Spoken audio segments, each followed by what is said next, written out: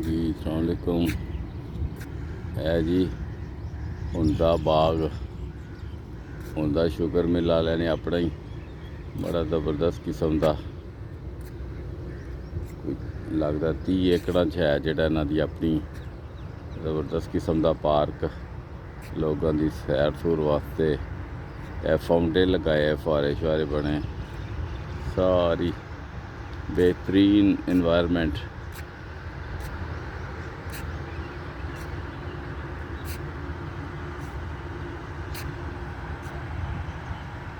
ए नाल sugar mill, ए नाल steel mill, हुंदा शुगर ते स्टील मिल, ए नाल हॉस्टल जिथे असी ठहरे हैं।